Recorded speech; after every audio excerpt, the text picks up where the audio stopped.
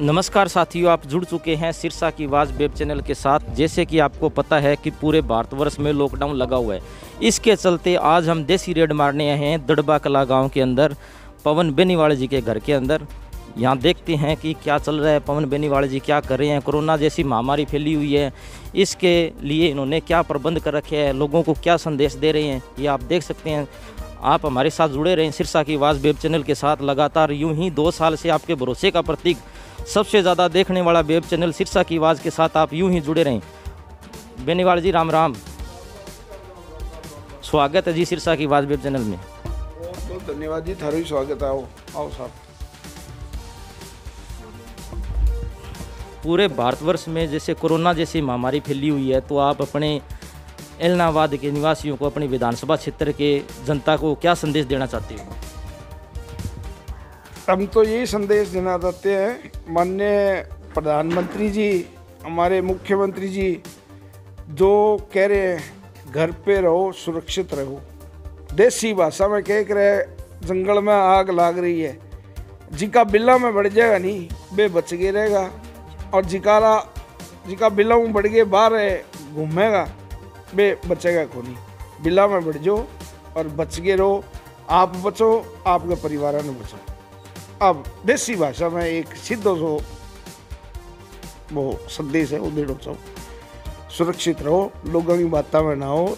ये लोग भड़कावे, लोगों ने बेरू को नहीं, अब अच्छी राजनीति को टाइम को नहीं, समझ गया नहीं। अब मैं बात में जानो कौन सा हूँ, जैसे कोई सवाल भी बारे में पूछो तो मैं थाने बहुत बताऊँ जी। पवन जी, जैसे कनक और सरसों का सीज़न चल रहा है, कटाई का सीज़न चल रहा है, तो इसमें जैसे किसानों की भी कुछ समस्याएं हैं, जैसे उनकी बोली नहीं लग रही, और जो कई किसान हैं उनके पास SMS आ जाते हैं भी आपकी कणक हम ले रहे हैं, लेकिन वो मंडी में जाते हैं तो उनकी खरीदारी नहीं होती। तो इसके ऊपर आप क्या कहना चाहते हो? देखिए जी, ये संकट देश के ऊपर है, और किसान भी इस देश का एक वो है, पार्ट है, और किसान इस देश की रीढ़ की हड्डी है। ये देश किसानों का देश मानते हैं। 80% आबादी जो इस देश की है वो किसानों की है, गांव की है। छोटी मोटी समस्या हो सकती है, आ गई है, शुरू में आई थी, लेकिन अब 2-3 दिन शुरू में ये समस्या आई थी। सरसों में जरूर आई थी भी, आपके मैसेज आ गया, वहाँ गए, कहीं नमी का था, कहीं कुछ था। तो ये देखो, अब देश चलाना है या एक घर चलाना है, देश के लिए लोग बॉर्डरों पे कुर्बानियाँ भी देते हैं, अपनी जानें भी देते हैं। तो ये तो कुछ नहीं है, हमारे को कुछ संयम रखने पड़ेंगे। आज मेरे भी एक दाना सरसों का नहीं बिका आज तक, तो कोई बात नहीं, बिक जाएंगे। नहीं बिकेगा तो कोई बात नहीं, क्या बात होगी। पवन जी, सिरसा की आवाज़ में आप पहली बार जुड़े हो, तो विधानसभा चुनाव के बाद में हम पहली बार आए हैं, तो हम आपसे जो एलनाबाद के विधानसभा के चुनाव थे उसके ऊपर कुछ बात करना चाहते हैं भी। आप हेवी कैंडिडेट नज़र आ रहे थे आसपास के एरिए में, तो आपकी हार के क्या कारण रहे? देखिए जी, अब तो 4-6 महीने गुजर गए। हार के कारण तो हमारे आपको आदान प्रदान हो गया वोटों का, कहीं रानिया में, कहीं डबवाली में, कहीं कर्णावाली में। कहने का मतलब सिर्फ एक सीट बचाने के लिए 90 सीट कुर्बान कर दी गई, और लेकिन फिर भी जो जीता वो सिकंदर, उनको जीत मुबारक। अब वो वक्त चला गया, अब आगे देखेंगे जो होता है। अब जी पवन जी, आपके ऊपर एक जैसे राजनीतिक आदमी आपके ऊपर नशे के ऊपर आरोप लगा रहे हैं भी, नशा का सबसे बड़ा कारोबार करने के आरोप लग रही हैं, तो इसके ऊपर आप क्या सफाई देना चाहते हो? देखिए जी, मेरे को सफाई देने की ज़रूरत नहीं है। ये भारतीय जनता पार्टी की सरकार है, इन्होंने पता नहीं कहाँ लगाए, इन्होंने विधानसभा में भी लगाए। ये भारतीय जनता पार्टी की सरकार है, और ये वाइल्ड वेस्ट नहीं है जहाँ पे राजपाट है या सरकारें नहीं है या लॉ नहीं है। अगर कोई गुनहगार है, और मेरी तरफ से मैं एफिडेविट दे सकता हूँ, अगर मेरा 1% भी कहीं कोई किसी मैटर में इन्वॉल्वमेंट हो तो आधी रात को मैं बेल के लिए भी अप्लाई नहीं करूँगा। मेरे को जो सज़ा कोर्ट देगा वो मंजूर हो।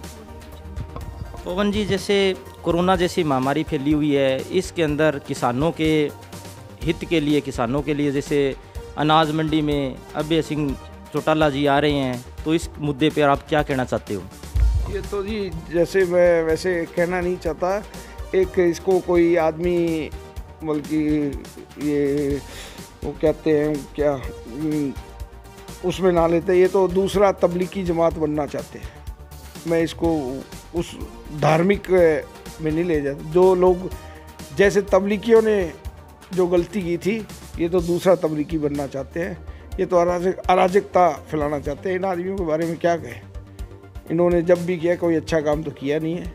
ये जग को पता है नशा कहाँ से शुरू हुआ था इस हरियाणा में, किन का राज था, कब कब है और कौन कौन करते हैं, सब पता है लोगों। तो अंत में पवन बेनीवाल जी, हम आपसे यह कहना चाहते हैं कि एलनाबाद विधानसभा के जो किसान भाई हैं, जो कोरोना महामारी फैली हुई है, तो इसके ऊपर आप एलनाबाद विधानसभा के जो किसान हैं, युवा साथी है, उनको आप एक संदेश दीजिए। यही कहेंगे, एक दूसरे का साथ दीजिए। जो गरीब है उनको मदद कीजिए। जो हाथ मदद के लायक है वो मदद बढ़ाए। एक हाथ किसी को नीचा दिखाने के लिए, उसको उठाने के लिए बढ़ाए।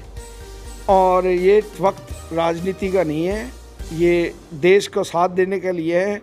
सोशल डिस्टेंसिंग, और जितना हो सके, जब तक बहुत ज़्यादा ज़रूरी ना हो, घर से बाहर ना निकले, घर के अंदर रहे, सेफ रहे, सुरक्षित रहे। यही संदेश है। ये थे हमारे साथ एलनाबाद विधानसभा से पवन बेनीवाल जी, जिनका साफ साफ कहना है कि कोरोना जैसी महामारी फैली हुई है, इसमें कोई राजनीतिक आदमी राजनीति रोटियां ना सेकें, क्योंकि जो कोरोना जैसी महामारी फैली हुई है, इसके अंदर राजनीति करने का वक्त नहीं है। एक दूसरे का साथ देकर कोरोना जैसी महामारी से लड़ने का वक्त है।